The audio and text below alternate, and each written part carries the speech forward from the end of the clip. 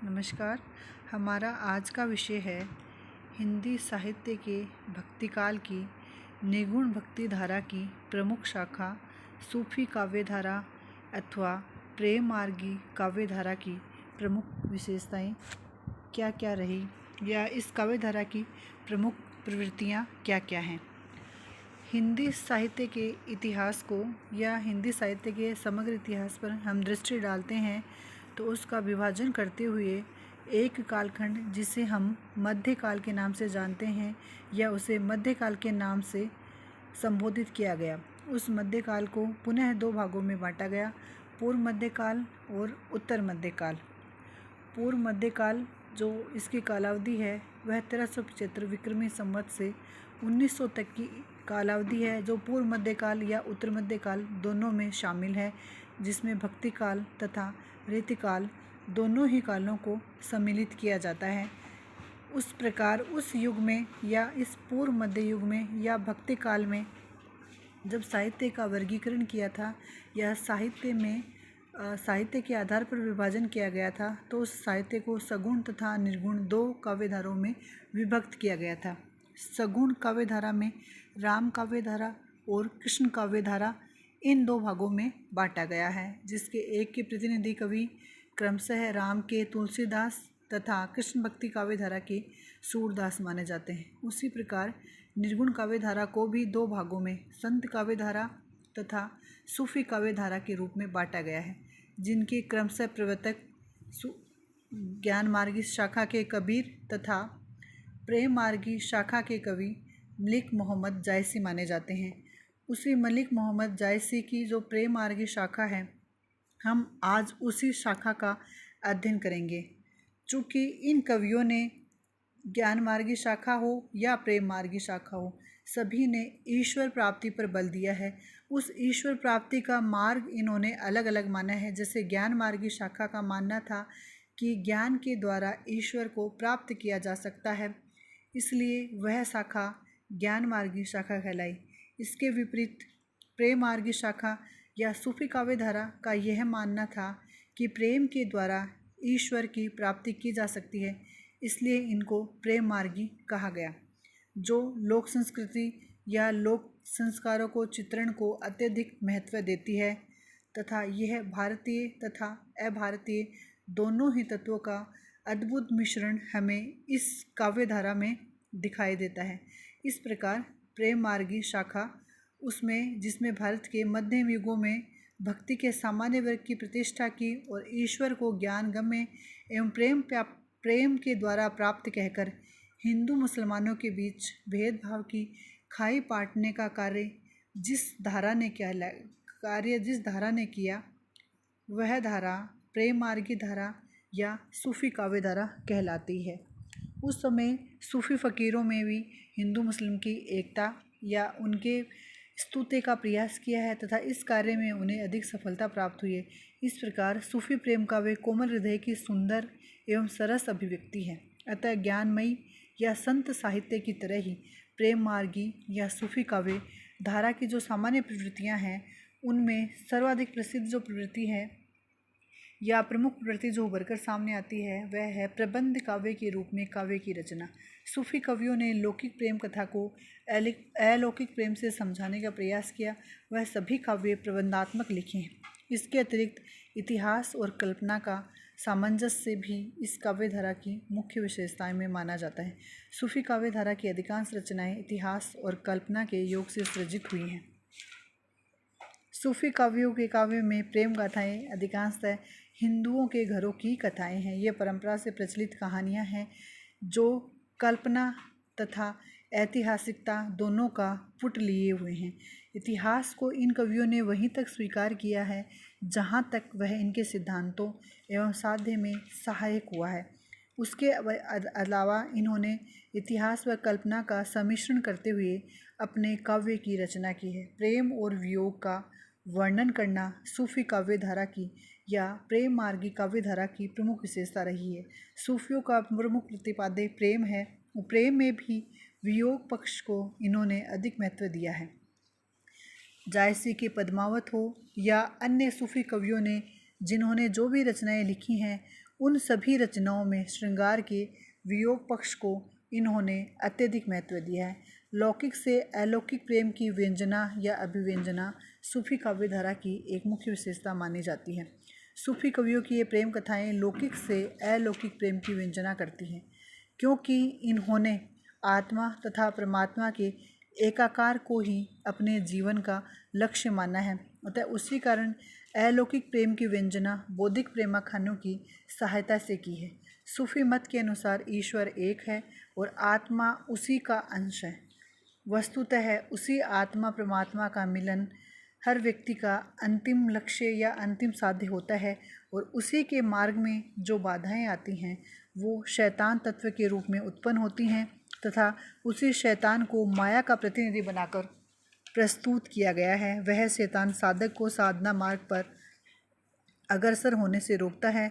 उसी प्रकार उदाहरण स्वरूप पद्मावत काव्य में भी राघव चेतन की संयोजना इसी आधार पर हुई है, या उसका भी इसी आधार पर काव्य में चरित्र चित्रण किया गया है। संत कवि माया को त्याज्य बताते हैं, जबकि सूफी कवि इसकी उपस्थिति को आवश्यक समझते हैं, क्योंकि इससे साधक की परीक्षा हो जाती है तथा शैतान अवरोधक तत्व एक बार उसके मार्ग में आता है, परंतु अंततः उस पर बाधा प्राप्त करता हुआ वह अंतिम साध्य ईश्वर को प्राप्त कर लेता है।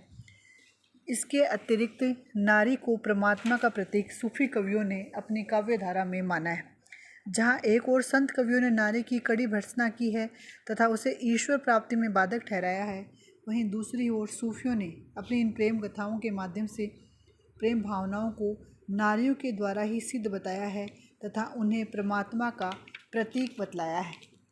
इस प्रकार सूफी कवियों ने नारियों को प्रेम साधना के साध्य के रूप में स्वीकार किया, जिनके कारण वह इनके यहाँ लौकिक जीवन में केवल भोग की वस्तु मात्र नहीं रह जाती है, इस प्रकार की वह ईश्वर की प्राप्ति में सहज मार्ग के द्वारा या सहज साधना के द्वारा ईश्वर प्राप्ति के मार्ग में सहयोग देती है। इसके अतिरिक्त रहस्यवादी प्रवृत्ति भी, जिस प्रकार से रहस्यवादी प्रवृत्ति हमें कबीर की काव्य में या संत काव्यधारा में दिखाई देती है, वैसी ही रहस्यवाद की प्रवृत्ति हमें इस काव्यधारा में भी दिखाई देती है। सूफी कवियों के काव्य में रहस्यवाद की बड़ी सुंदर तथा सरल व्यंजना हुई है।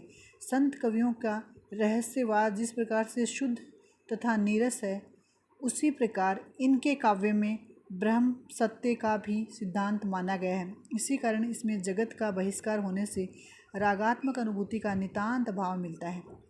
सूफियों के रहस्य में अद्वैतवादी भावना आधारशिला के रूप में होते हुए हृदय की मधुर भावनाओं के समावेश के साथ सहज ही हमें इनके काव्य में प्राप्त होती है। सूफियों ने जगत को सत्य मानकर रहस्यवाद की बड़ी सुंदर तथा भावात्मक अभिव्यक्ति की है। इसके अतिरिक्त कथानक रूढ़ियों के द्वारा विभिन्न प्रकार की रूढ़ियों का प्रयोग, सुख सुखी संवाद, स्वप्न दर्शन आदि कई विशेषताएं हमें इनके काव्य की मिलती हैं, जो सूफी काव्यधारा में प्रमुखता से दिखाई देती हैं। इसके अतिरिक्त इन काव्यों में मानवीय और मानवेतर चरित्रों को प्रमुख रूप से प्रकट किया गया है। मानव में नायक नायिका, राजा रानी, सखियाँ आदि तथा मानवेतर में देव, दिव्य, राक्षस आदि कई प्रकार के पात्रों का इन्होंने चरित्र चित्रण किया है। ऐतिहासिक एवं काल्पनिक दोनों ही पात्रों का इन्होंने अपने काव्य में चरित्र चित्रण किया है। इसके अतिरिक्त लोक पक्ष एवं हिंदू संस्कृति का चित्रण करना, यह है सूफी काव्य की मुख्य विशेषता रही है। प्रेमाख्यान कवियों ने अपनी रचनाओं में लोक पक्ष व लोक संस्कृति का पर्याप्त चित्रण किया है। जन समाज में प्रचलित अंधविश्वास, तंत्र मंत्र, लोक व्यवहार का सुंदर दर्शन तथा साधारण जनता के उत्सव, तीर्थ, पर्व, लोकाचार और ऋतुओं का पड़ने वाला प्रभाव आदि के द्वारा लोक पक्ष व लोक संस्कृति की सुंदर व्यंजना की है। इसके अतिरिक्त सूफी प्रेमाख्यानों की भाषा सर्वत्र या अधिकांशतः अवधी भाषा ही पाई जाती है। सभी ने उसी भाषा का प्रयोग किया है। कहीं कहीं नूर मोहम्मद जैसे कवि हुए हैं, उन्होंने ब्रज भाषा का प्रयोग किया है, परंतु ज़्यादातर कवियों ने अवधी भाषा में ही तद्भव शब्दों का अधिक प्रयोग किया है। सूफी कवियों ने अवधी भाषा के मुहावरों तथा लोकोक्तियों का भी अच्छा प्रयोग किया है। इस प्रकार उनकी जो अवधि है वह अवधि लोक भाषा या जन प्रचलित भाषा की अवधि मानी जाती है। मसनवी शैली का प्रयोग भी इस काव्य धारा की एक अन्य विशेषता मानी जाती है। प्रेम मार्गी कवियों की प्रेम गाथाएं भारतीय चरित्र काव्यों की शरकबद्ध शैली में न होकर फारसी की मसनवी शैली की है। इन कथाओं में फारसी की मसनवी पद्धति के अनुसार कथारंभ से पूर्व या कथानक शुरू होने से पहले ईश वंदना, मोहम्मद साहब की स्तुति, तत्कालीन बादशाह की प्रशंसा तथा आत्म परिचय आदि कई मसनवी शैली के अनुसार रचनाओं का चित्रण किया गया है या रचनाओं की रचना की गई है। सूफी काव्य के प्रमुख कवि जायसी ने पद्मावत में भी इसी मसनवी शैली को अपनाते हुए गुरु की स्तुति, गुरु वंदना या तत्कालीन बादशाह शेरशाह सूरी की प्रशंसा तथा आत्म परिचय दिया है। इस प्रकार मसनवी शैली इन काव्यों की एक मुख्य विशेषता मानी जाती है। इसके अतिरिक्त रस के अंतर्गत इनका प्रधान रस श्रृंगार रस ही हुआ है। इन्होंने श्रृंगार के दोनों पक्षों संयोग तथा वियोग सभी का पूर्ण रूप से या दोनों ही पक्षों को पूर्ण रूप से महत्व दिया है, परंतु उसमें भी इन्होंने वियोग पक्ष को अत्यधिक महत्व दिया है तथा अलंकारों में इन्होंने कई प्रकार के अलंकारों का प्रयोग किया। समासोक्ति का प्रयोग जैसे जायसी ने अत्यधिक किया है। सूफी कवियों में इसके अतिरिक्त अन्य प्रयोग जैसे उपमा, उत्प्रेक्षा, रूपक आदि अलंकारों का भी पूर्ण रूप से प्रयोग किया है। इस प्रकार इन सभी विशेषताओं के आधार पर हम कह सकते हैं कि भक्तिकाल की सूफी काव्य धारा अनेक विशेषताओं से युक्त है।